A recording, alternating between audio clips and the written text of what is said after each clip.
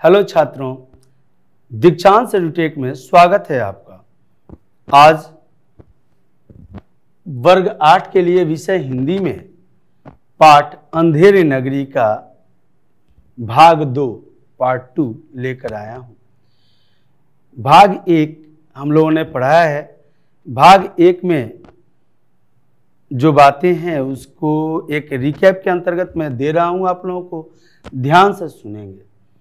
ध्यान से सुनने से ये फायदा होगा कि पूरी की पूरी कहानी हमारे दिमाग में बैठ जाएगी और एग्जाम के समय परीक्षाओं में चूंकि हम पढ़ते हैं, ये अक्षर ज्ञान लेते हैं तो इसका मूल्यांकन होता है, मूल्यांकन परीक्षा होता है।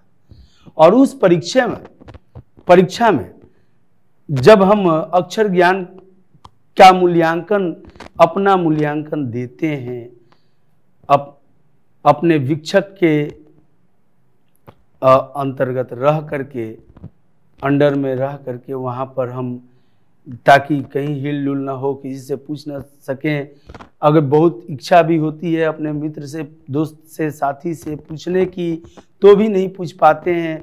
विक्षक हैं, उनका डर है, कॉपी छीन लेंगे, तरह तरह की बातें होती हैं। वहाँ पर अपना ही सेंस आपका काम करता है। वैसी स्थिति में अगर पूरी कहानी को अगर हम सुनते हैं अच्छे तरह से, सही ढंग से, तो निसंदेह हमारा मार्क्स अच्छा से अच्छा आएगा। और यही कोशिश करना चाहिए छात्रों कि अपने जीवन में सदैव यह कोशिश रहे कि सदैव हम अग्रसर हों। जो भी कार्य हम करते हो, उस कार्य में अगर मुझे खुद संतुष्टि नहीं मिल रही है तो भला दुनिया को क्या संतुष्ट कर पाएंगे। इसलिए खुद को संतुष्टि चाहिए और खुद को संतुष्टि के लिए बस एक ही मंत्र है, वो है ध्यान। एक ही अस्त्र है किसके पास? छात्र के पास, और वो है ध्यान। ध्यान से सुनिएगा। एक शुरू हो रही है ये कहानी। एक महंत जी हैं, अपने चेला के साथ, अपने शिष्य के साथ, जिनका नाम है गोवर्धन दास, उनके साथ वह भिक्षाटन करते हुए एक शहर से दूसरे शहर, दूसरे से तीसरे शहर तक जाते हैं। उसी के अंतर्गत एक नए शहर में इन लोगों का प्रवेश होता है। शहर सुंदर सा लगा, इन्हें सजा धजा हुआ है शहर। और उस शहर में जैसे ही ये लोग प्रवेश किए हैं, प्रवेश करने के बाद वहाँ का रौनक देख करके छात्र और शिष्य और गुरु अर्थात महंत जी और गोवर्धन दास, यह दोनों ही आपस में बातें करते हैं कि यह नगर तो बड़ा सुंदर है, यहाँ के लोग निश्चय ही धनाढ्य होंगे। फिर एक जगह बैठा करके महंत जी को शिष्य जाता है भिक्षाटन के लिए और कुछ लाने के लिए, खाने पीने की चीज़ों को। वह जब बाजार में जाता है तो एक सब्जी वाले से, भाजी वाले से पूछता है कि भैया भाजी कैसे है? वह कहता है टके सिर। फिर गोवर्धन दास को 3.5 पैसे, 7 पैसे उन्हें मिले रहते हैं और उन पैसों में से 3.5 पैसे वो खर्च करके बहुत सारा भजिया और मिठाई लेकर के आता है। हलवाई के पास जब जाते हैं गोवर्धन दास, तो वहाँ पर पूछने पर उन्हें वहाँ पर भी मालूम चलता है कि सब मिठाई टके से। तब उन्होंने उनको एक युक्ति सूझी और उन्होंने एक छोटी सी कविता बना डाली, दोहा बना डाली। अंधेरी नगरी चौपट राजा, टके सिर भाजी टके सिर खाजा। अंधेरी नगरी चौपट राजा, टके सिर भाजी और टके सिर खाजा। इस तरह से वह गोवर्धन दास जी एक दोहा बना करके अपने गुरुजी महंत जी को भी सुनाते हैं। जब महंत जी सुनते हैं तो यह मूल्यांकन करते हैं उस नगर के बारे में और अपने शिष्य से कहते हैं कि अपने शिष्य से कहते हैं कि शिष्य, इस नगर में रहना बहुत ही मुश्किल है। अगर इस नगर में हम लोग अधिक देर तक रहेंगे तो हो सकता है उसका परिणाम दुष्परिणाम हो। परंतु शिष्य ने कहा कि मैं तो इसी नगर में रहूंगा। अब वह इस नगर में ही रह रहा है। यह पहला दृश्य है। कुल 3 दृश्य दिखाए गए, कुल 4 दृश्य हैं इस नाटक में। लेखक द्वारा यह जो नाटक लिखा गया है यह एक संकेत दे रहा है हमारे समाज की कुरीतियों को, कुव्यवस्थाओं को के तरफ। अब वहां पे शिष्य तो रह जाते हैं इस नगर में, परंतु गुरु वहां से चले जाते हैं। गुरु ये बात बोल करके महंत जी चले जाते हैं अपने शिष्य गोवर्धन दास को कि यदि किसी समय विकट परिस्थिति आ जाए तुम्हारे सामने तो याद करना, मैं आऊंगा। और यह वादा करके वो चले जाते हैं और गोवर्धन दास उसी नगर में रह जाते हैं। उनको सारी चीजें सस्ती मिलती हैं, मिठाइयाँ खाने के शौकीन हैं वो खूब मिठाइयाँ उड़ा रहे हैं और कुछ ही दिनों में मोटे हो गए। काम तो था नहीं उनके पास और सिर्फ खाना था और भिक्षा मांगना था। इससे अपना वह गुजारा करने लगे। एक जंगल था, जंगल में ही बैठे रहते थे। शहर में भीख मांगते थे, भजिया वगैरह जो भी इच्छा होता था लाते थे, मिठाइयाँ खाते थे। तब तक उसके बाद से वह मजे से रहने लगे। दूसरा दृश्य नाटक का जब आरंभ हुआ तो उसमें एक राज दरबार सजा हुआ है। राजा बैठे हुए हैं अपने जगह पर और मंत्री सहित उस राज्य के, उस नगर के जो भी शिरोमणि व्यक्तित्व के धारक हैं, शिरोमणि लोग हैं, श्रेष्ठ लोग हैं, वो सभी बैठे हुए हैं, मंत्रीगण हैं। वहाँ पे एक याचक आता है और याचक दुहाई हो सरकार, दुहाई हो, न्याय हो का वह अपना वक्तव्य देते हुए प्रवेश करता है सिपाहियों के द्वारा। जब वो आता है याचक, तब राजा के पूछने पर उन्हें बताते हैं वो याचक कि उनकी बकरी मर गई है, बकरी मर गई है। एक उनके पड़ोसी हैं कल्लू, उनका दीवार गिर गया, दीवार गिरने से दब गई और मर गई। इस बात पर कल्लू को बुलाते हैं राजा और कहते हैं कि बकरी कैसे मर गई, तुम्हारा दीवार कैसे गिरा। उन्होंने कहा कि दीवार तो जो मिस्त्री है, कारीगर है, उसने बनाई थी, उसने ही सही नहीं बनाई इसलिए गिर गया। फिर राजा ने कहा कि तब तो कारीगर दोषी है, कारीगर को बुलाओ। कारीगर को बुलाया गया। कारीगर कहा कि भिस्ती जो है, भिस्ती ने पानी ज्यादा मिला दिया, मटेरियल इसमें जो डाला गया वह खराब था। फिर बुलाया गया उनके संतरी को जिन्होंने मटेरियल दिया था। मटेरियल देने के वजह से उन्हें जब बुलाया गया तो उन्होंने कहा कि भिस्ती ने पानी ज़्यादा मिला दिया। भिस्ती ने कहा, जब उसे बुलाया गया तो भिस्ती ने कहा कि नहीं नहीं, मेरी कोई गलती नहीं है।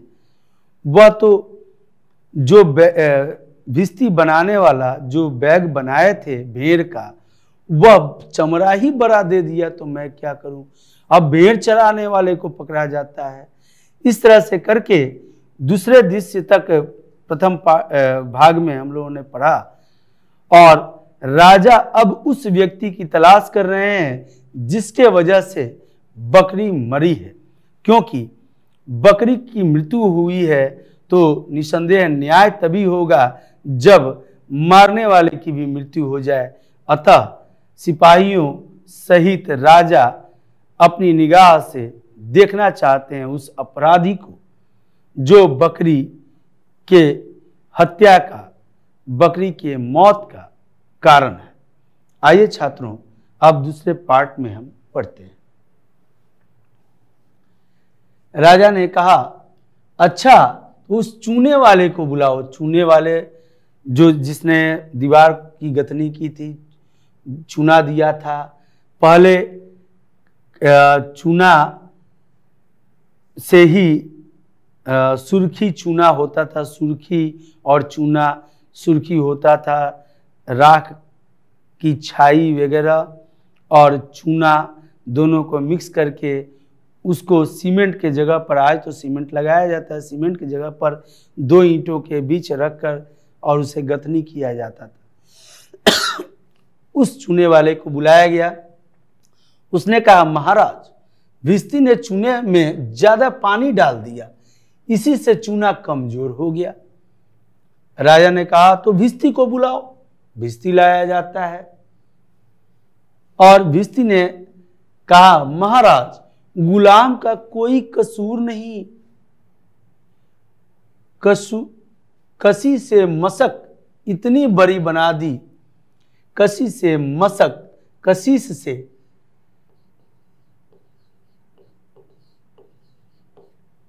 से मशक बड़ी बना दी थी कि उसमें पानी ज्यादा आ गया। कशिश अर्थात वो मशक जो भिस्ती पानी भर के जिस चमड़े में लेके आते हैं वह उसे मशक कहा जाता है, और मशक बड़ा बन जाने की वजह से उसमें पानी ज्यादा आटा। राजा ने कहा, अच्छा, कसाई को ले आओ। कसाई ने बनाया था, कसाई को ले आओ। सिपाही भिस्ती को निकालकर कसाई को ले आते हैं। राजा, क्यों रे कसाई?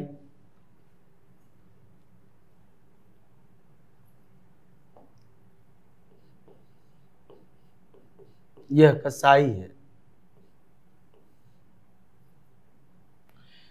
राजा ने पूछा उससे, क्यों रे कसाई, तूने ऐसी बड़ी मशक क्यों बनाई?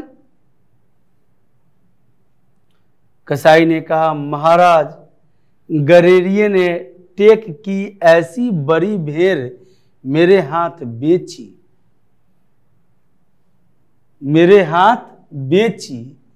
कि मशक बड़ी बन गई। उसने कहा, हुजूर, गरेरिये ने भेड़ ही मुझे बड़ा दे दिया। अब बड़ी भेड़ मिली तो मैं उसके चमड़ा को कहाँ काट के फेंकूं?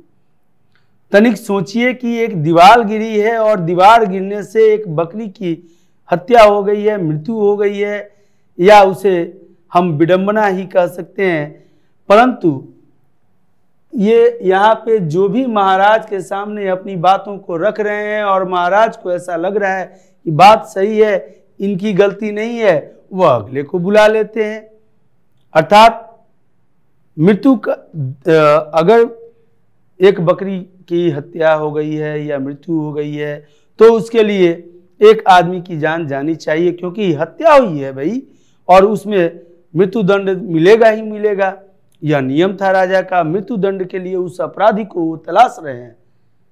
तलाशने के अंतर्गत उन्होंने उनके सामने इतनी बातें हुई है और वह किस तरह से मूल्यांकन कर रहे हैं और न्याय कर रहे हैं, यह देखिए अभी आगे। कसाई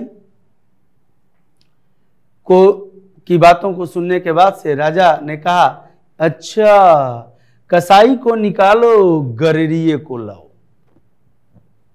अब कसाई चला गया, गरेरिया आया तो गरेरिया ने कहा कि महाराज, उधर से कोतवाल की सवारी आ रही थी। उसकी भीड़ भाड़ में मैंने छोटी बड़ी का ख्याल नहीं किया, मेरा कसूर नहीं है। भेड़ बड़ी ही निकाल के दे दिए। चूंकि सवारी आ रही थी, कोतवाल साहब के भीड़ भाड़ थी, अब उनको भेड़ चाहिए था बनाने के लिए, तो भेड़ चाहिए था और मुझसे वो बड़ी वाली भेड़ निकल गई। मेरा गलती नहीं है, वो तो अगर नहीं आता कोतवाल साहब की सवारी तो मैं नहीं हड़बड़ी में देता। राजा ने कहा, कुछ नहीं, ले जाओ कोतवाल को, अभी फांसी दे दो। कोतवाल को, मतलब अब किसी की गलती नहीं, कोतवाल की ही गलती है, फांसी दो उसको। सिपाही ने कहा, महाराज, गुस्ताखी माफ हो, फांसी का फंदा बड़ा है और कोतवाल जी दुबले पतले हैं। अब ये नया प्रॉब्लम आ गया, समस्या आ गई कि कोतवाल जी तो दुबले पतले हैं और फांसी का फंदा मोटा है, इनके गर्दन में आ ही नहीं रहा। अब इनको कैसे फांसी दी जाए। तो राजा जी ने क्या कहा, थोड़ा ध्यान से सुन लीजिए। राजा जी ने कहा तो फिर इसमें सोचना क्या है, किसी मोटे ताजे आदमी को पकड़ कर लाओ जिसकी गर्दन में फांसी का फंदा आ जाए। मतलब अब जिसके गर्दन में फांसी का फंदा आएगा उसी को फांसी लगेगी और वही अपराधी माना जाएगा। तनिक सोचिए, यह अंधेरी नगरी चौपट राजा। छात्रों, यह व्यंग्य क्यों किया गया है, कैसे किया गया है लेखक द्वारा और क्यों हमारे सामने प्रस्तुत किया गया है, इसका अर्थ यह हुआ कि हमारे समाज में निहित कई तरह की ऐसी बातें होती हैं जिसके लिए सजा किसी और को मिलता है। जो निरपराधी होता है उसको सजा मिलता है और अपराधी धड़ल्ले से अपना चूंकि उसकी गर्दन पतली हो जाती है, फांसी का फंदा उसमें लगता नहीं। अब राजा जी का आदेश हो जाता है कि फांसी का फंदा जिस गर्दन में लग जाता हो उसे ही फांसी दो। इसी पर कुठाराघात है हमारे समाज के विधि व्यवस्था के अंतर्गत होने वाले कार्यकलापों के ऊपर एक व्यंग और उस व्यंग्यात्मक तरीके से कुठाराघात कि आखिर ऐसा क्यों, न्याय क्या ये सही है।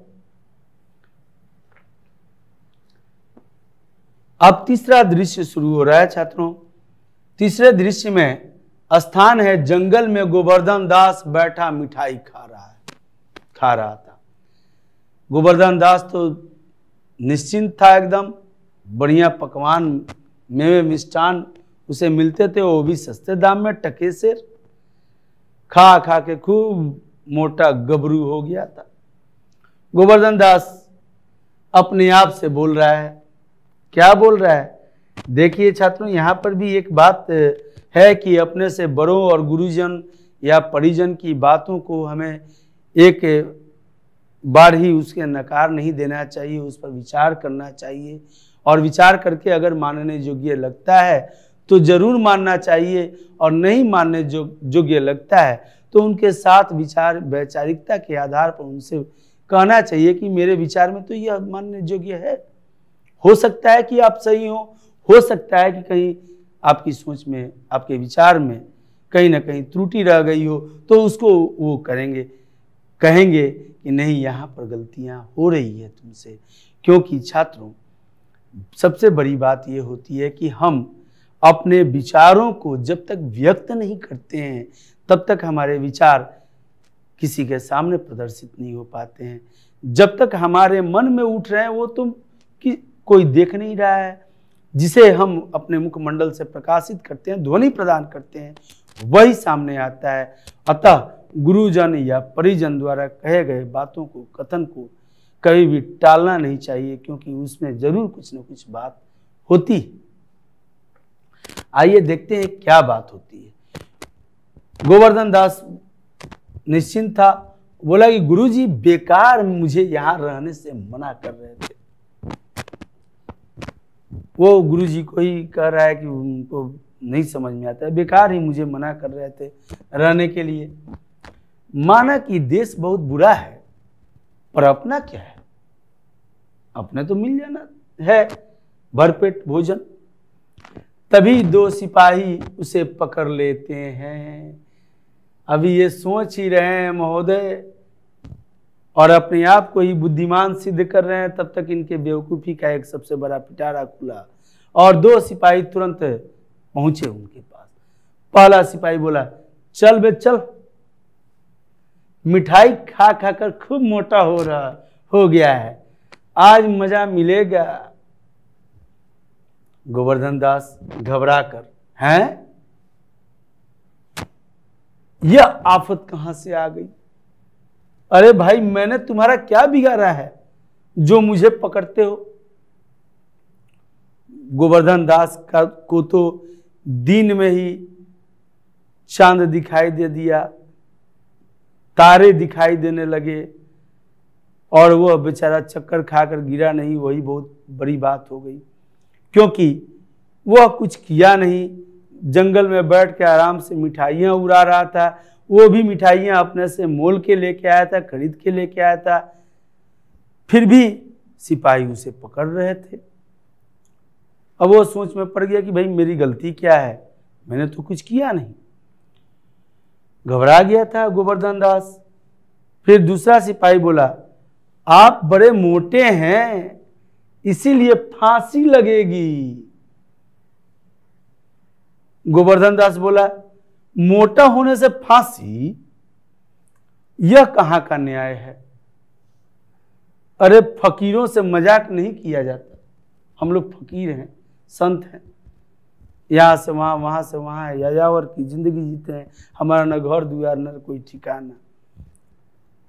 ऐसा मजाक मत करो, हमको फांसी क्यों, हम मोटे हो गए तो फांसी दी जाएगी, कोई मतलब है? मतलब है, वो मोटे हैं और उन्हीं के गर्दन में फंदा फंस सकता है तो उन्हें ही फांसी दी जाएगी। ये तो राजा जी का ऑर्डर था, चौपट राजा रहेंगे तो यही हाल होगा। गोवर्धन पहला सिपाही फिर बात बोला अपना कि बात यह है कि कल कोतवाल को फांसी का हुक्म हुआ था।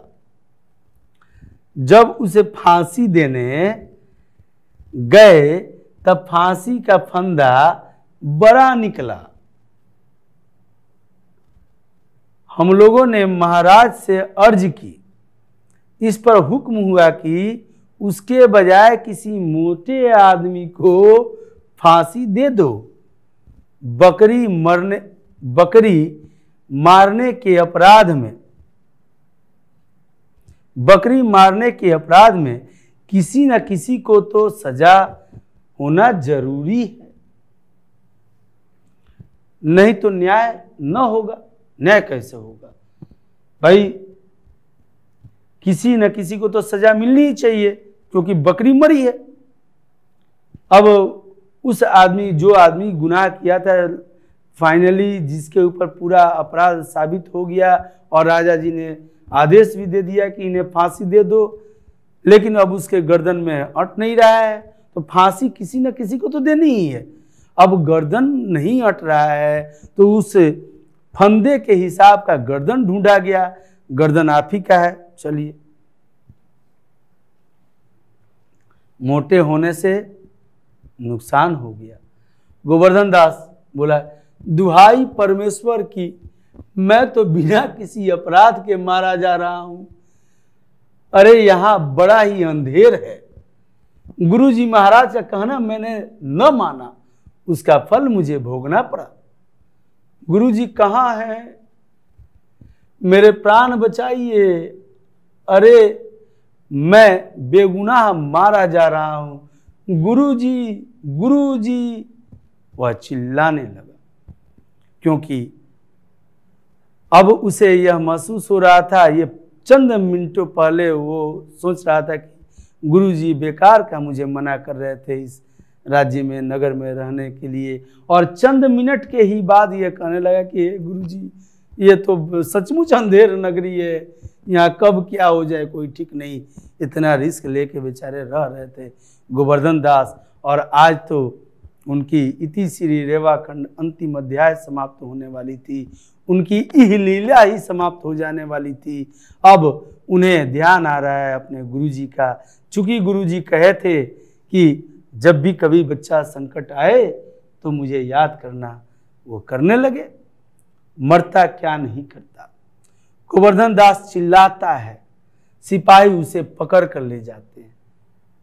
दूसरा सिपाही जब चिल्लाता है गोवर्धन दास तो दूसरा सिपाही बोलता है, अबे चुप चुप रह, राजा का हुक्म भला कहीं टल सकता है? यह तेरा आखिरी समय है, राम का नाम ले, क्यों बेकार शोर करता है? और तब सिपाही गोवर्धन दास को घसीटते हुए राजा के पास ले जा रहे हैं, घसीटते हुए गोवर्धन दास को। आज सारा खाया पिया निकल जाएगा गोवर्धन दास जी का। गोवर्धन दास जी, देखिए छात्रों, नाम से कुछ नहीं होता है, नाम पर कई लोगों को हंसी आती है। एक छोटा सा चुटकुला है। एक व्यक्ति थे ठनाठन दास। गांव में रहते थे। अब कोई पूछता था काजी ठनाठन काका क्या हाल है, कोई बोलता था ठनाठन भैया कैसे हैं आप, जो जैसा था बबुआ ठनाठन कैसे हो, इस तरह से करके जो जैसे था गांव में, कोई चाचा भैया दादा, उस तरह से सभी लोग बातें करते थे। लेकिन ये ठनाठन सुन के उनका माथा टनाटन करने लगता था, माथा उनका ठनक जाता था और कोसने लगते थे अपने माता पिता को कि ओह नाम नहीं जुड़ा, नाम नहीं मिला, ऐसा नाम रख दिया ठनाठन, ये कोई नाम है, सुन के ही चिढ़ाती है। और एक दिन अंततः वह अपने उस गांव से निराश होकर के, अपने नाम से निराश होकर के, अपने उस जिंदगी से निराश होकर के उन्होंने सोचा कि मैं गांव ही बदल लेता हूं और एक नाम बदल लेता हूं।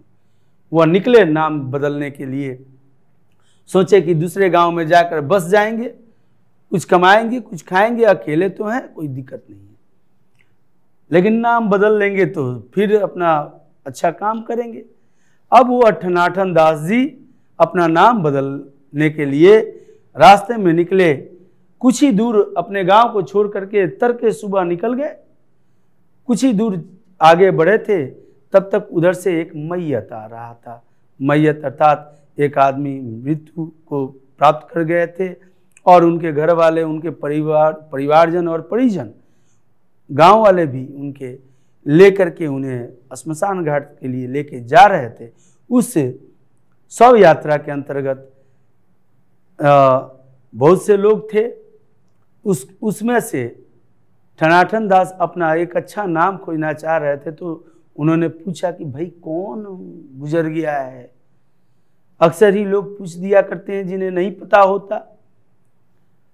तो लोगों ने कहा कि वो अमरनाथ जी थे, मर गए। बोले अमरनाथ जी थे, अब मर गए, नाम अमरनाथ, मर गए। बोले अरे भाई तो नाम से क्या होता है, जो भी इस धरा पर अवतरित हुआ है, जन्म लिया है, उसे तो मरना ही है, चाहे उसका नाम अमरनाथ ही क्यों ना हो। बोले हाँ बात तो सही है, तो नाम से थोड़ी ना कुछ होता है। फिर आगे बढ़े, बोले ये अमरनाथ अमरनाथ अमरनाथ, लेकिन ये नाम रखने से फायदा क्या है, ये आदमी मर ही जाता है, तो अमर रख के फायदा क्या है, दूसरा कोई नाम देखते हैं। फिर आगे जा रहे थे तो एक आदमी घास गर रहा था, तेजी से घास गर रहा था। उस आदमी से पूछे कि भाई हेलो भाई साहब आपका नाम क्या है। बोला मेरा नाम है धनपत, मेरा नाम धनपत है। उन्होंने कहा कि अरे यार तुम्हारा नाम है धनपत और घास कर रहे हो। बोला कि भैंसिया मेरे द्वार पर है तो तुम घर के दोगे, गैया हमारी है तो कौन घर के देगा, हम ही को ना करना पड़ेगा। अब नाम से क्या हुआ, नाम तो माँ पिताजी रख दिए हैं लोग, नाम धनपत है तो इसका मतलब ये कहाँ हुआ कि हम घास नगर हैं। बात तो सही है आपका, नाम से कुछ नहीं होता। आगे सोचते सोचते बेचारा ठनाठन दास चलते गया और बोला कि अरे ये धनपत नाम, धनपत तो अच्छा नाम है, लेकिन नाम से तो कुछ होता नहीं है, फिर नाम रखे क्यों, तो घास गर रहा था, नाम था धनपत। फिर आगे गए तो देखे कि एक लड़की है, वो गोबर बटोर करके और चिपरी बना करके लोई और पाथ रही है दीवार पर। बोले कि तनिक इसका भी नाम पूछ लेते हैं। बोला बबनी तुम्हारा नाम क्या है। बोले मेरा नाम लक्ष्मीनिया है भैया। लक्ष्मीनिया नाम है, गोबर पाथ रही है। बोले तो कौन पाथेगा मेरा गोबर, गोबर है मेरे पास तो हम ही को पाथना पड़ेगा, नहीं पाथेंगे तो खाना कैसे बनेगा, खाना लोग खाएंगे कैसे, ये तो काम करना पड़ेगा ना, अपने घर का है। तो ये बात बोलने के बाद से ठनाठन दास कुछ दूर तक आगे गए, पुनः लौटने लगे और विचार करने लगे कि आखिर क्यों हम अपना नाम बदलें, नाम से तो कुछ नहीं होता है, काम से होता है। अब वहां से जब अपने गांव वापस लौटे तो उनसे लोगों ने पूछा कि भाई कहाँ थे आप ठनाठन दास, आपको पूरे सुबह से हम लोग तड़के से सुबह से खोज रहे हैं, आप मिल नहीं रहे हैं। उन्होंने कहा कि नाम खोजने गया था और मिल गया। बोले कौन सा नाम, क्या मिला, क्या कैसे खोजे? तब उन्होंने कहा कि अमरनाथ जी मर गए तब धनपत काटत घास, अमरनाथ जी मर गए तब धनपत काटत घास, आ जब लक्ष्मीनिया गोबर बिटोरे भले ठनाठन दास। अमरनाथ जी मर गए तब धनपत काटत घास, जब लक्ष्मीनिया गोबर बटोरे भले ठनाठन दास। मेरा जो नाम है वह ठीक है, नाम से कुछ नहीं होता, काम से होता है, यह पता चल गया। अब राजा का नाम चाहे जो भी हो, उनके काम ही उनको यह बतलाते हैं कि वह राजा न्यायप्रिय है या अराजकता का खुद स्वयं शिकार है। अब यहां चौथे दृश्य में जब पहुंचते हैं तो वहां पर पहला सिपाही लेके गया है महाराज के दरबार में गोवर्धन दास को, और ले जाकर के कहता है कि महाराज हम इस मोटे ताजे आदमी को पकड़ लाए हैं। गोवर्धन दास जी बोलते हैं रोते हुए, हाय मैंने गुरुजी का कहना न माना, उसी का यह फल है, गुरुजी होते तो बचा लेते। बार बार उन्हें गुरुजी की याद आ रही थी क्योंकि गुरुजी ने उन्हें मना किया था। अचानक गुरुजी प्रकट होते हैं और गुरुजी को वो बार बार याद कर रहा था। संकट की घड़ी थी, विकट परिस्थिति थी। अपने अंतर ध्यान से गुरुजी समझ गए कि मेरे शिष्य को मेरी आवश्यकता है, और आते ही महंत जी ने कहा, अरे बच्चा गोवर्धन दास, तेरी यह क्या दशा है? गोवर्धन दास ने हाथ जोड़ के कहा, गुरुजी दीवार के नीचे बकरी दब गई जिसके लिए मुझे फांसी दी जा रही है, गुरुजी मुझे बचाइए। महंत जी ने कहा कि कोई चिंता नहीं, ईश्वर दयालु है। और राजा से कहा महंत जी ने, महाराज मुझे अपने शिष्य को अंतिम उपदेश देने दीजिए। राजा से गुरुजी ने एक आज्ञा मांगी और राजा ने कहा, हाँ हाँ क्यों नहीं, आप बेशक उपदेश दीजिए। गुरुजी चेले के कान में कुछ कहते हैं। तब गोवर्धन दास बोलता है कान में सुनने के बाद, तब तो गुरुजी हम अभी फांसी चढ़ेंगे। महंत ने कहा, नहीं बच्चा, हम बूढ़े हुए, हमको फांसी चढ़ने दो। गोवर्धन दास बोला, स्वर्ग जाने में बूढ़ा जवान क्या, आप तो सिद्ध हैं, आपकी गति अगति से क्या मैं फांसी चढ़ूंगा। अब राजा का दिमाग घूम गया, मंत्रियों का दिमाग घूम गया। कह रहे भाई अभी तो ये रो रहा था गोवर्धन दास की फांसी पर मैं नहीं चढ़ूंगा, मैं अपराधी नहीं हूं, मैंने तो कुछ नहीं किया। वास्तव में उसने कुछ नहीं किया था, उसे तो पता ही नहीं था कि किसकी बकरी कहां मरी। लेकिन अब यह कह रहा है कि मैं फांसी चढ़ूंगा, फिर इनके गुरुजी कह रहे हैं कि मैं फांसी चढ़ूंगा, ये क्या मामला। इस प्रकार दोनों बहस करते हैं। राजा, मंत्री और सिपाही चकित होते हैं। आश्चर्य वाली बात ही है भाई। फिर राजा कहते हैं, यह क्या गोलमाल है बाबा जी, आप फांसी क्यों चढ़ना चाहते हैं? महंत ने कहा, महाराज इस समय ऐसी शुभ घड़ी है कि जो मरेगा सीधा स्वर्ग जाएगा। जो भी अभी इस समय में जो भी मरेगा वो सीधा स्वर्ग को प्राप्त करेगा, स्वर्ग जाएगा। मंत्री ने कहा, तब तो मैं फांसी चढ़ूंगा। राजा के साथ रहते रहते संगति का प्रभाव मंत्री, कोतवाल, संतरी सबके ऊपर पड़ा हुआ था। मंत्री ने अब स्वर्ग की अभिलाषा लालसा लिए हुए बेचारा वो भी बोल पड़ा कि तब तो मैं फांसी चढ़ूंगा। गोवर्धन दास जी ने कहा कि नहीं, हमको हुक्म है। कोतवाल बोलता है हम लटकेंगे, हमारी वजह से तो दीवार गिरी। अब कोतवाल भी, सभी लोग आपस में अब झगड़ा करने लगे कि भाई नहीं, मैं फांसी, स्वर्ग मिलेगा भाई, स्वर्ग अच्छी जगह होती है। अपने वर्तमान को छोड़ करके भविष्य की चिंता करना भी प्राय इसी प्रकार की बातें होती हैं छात्रों। इस कहानी के माध्यम से, इस नाटक के माध्यम से बहुत कुछ कहा गया है लेखक की तरफ से। जितनी ही गहराई से हम सोचते जाएंगे उतनी ही बातें मिलेंगी इसमें। कोतवाल ने कहा कि हम लटकेंगे, हमारी वजह से तो दीवार गिरी। राजा ने कहा चुप रहो सब लोग, राजा के जीते जी और कौन स्वर्ग जा सकता है, हमको फांसी चढ़ाओ, वो भी जल्दी जल्दी। अब राजा को ही फांसी चढ़ाने के लिए सिपाही राजा को फांसी पर लटका देते हैं। वह मूर्ख राजा, उसे यह नहीं पता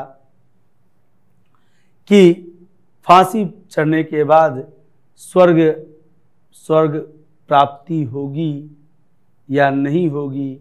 ये महंत जी अपने शिष्य को बचाने के लिए बोल रहे हैं या खुद फांसी पर चढ़ना चाहते हैं, तो निसंदेह वह राजा महामूर्ख थे ही। वह भाई एक बकरी मरी है तो एक आदमी को मरना पड़ेगा, अब जिसके गले में फांसी का फंदा लगेगा उसी को मरना पड़ेगा। यह न्यायप्रियता नहीं हो सकता। और यह जो नाटक है यह हम अपने देश में देखने को मिला है। भविष्य में मिलेगा या नहीं मिलेगा यह तो वक्त बताएगा, परंतु अभी की जो स्थितियां चल रही हैं हमारे भारत की न्यायप्रियता के अंतर्गत हम कह सकते हैं कि समुचित ढंग से, एक सुव्यवस्थित तरीके से भारत निर्माण की ओर अग्रसर है और चल रहा है। निसंदेह अगर इस तरह से चलता रहा तो भारत एक दिन विश्व पटल पर एक उन्नत देश बनकर उभरेगा, और उभरना भी चाहिए क्योंकि भारत विश्व गुरु कहलाता है। गुरु जी के ही तरह पर्दा और क्या होता है, उसके बाद नाटक समाप्त हो जाता है और पर्दा गिर जाता है। छात्रों, बिना विचारे जो करे तो से पीछे पछताए, अर्थात जो भी बिना विचारे कोई कार्य करता है तो बाद में उसे पछताना पड़ता है। यह कहावत सिद्ध होता है गोवर्धन दास जी के साथ, जबकि राजा के साथ यह कहावत सिद्ध होता है कि अगर मूर्ख राजा हो तो उस राज्य का भला हो नहीं सकता, अगर प्रजा मूर्ख हो तो भी उस राज्य का भला नहीं हो सकता। अर्थात बुद्धिमत्ता क्षमता पर दोनों को ही अपने बुद्धिमत्ता क्षमता को विकसित करके ही अपने देश का निर्माण करने की तरफ अग्रसर होना चाहिए। और इस तरह से इस पाठ का समापन होता है। छात्रों, आशा करते हैं आप लोगों को यह पाठ बेहद अच्छा लगा होगा। व्यंग्यात्मक पाठ भी है, व्यंग सुन करके अच्छा लगा होगा। धन्यवाद। अगले पाठ में फिर मिलेंगे, तब तक के लिए धन्यवाद। आपका दिन मंगलमय हो।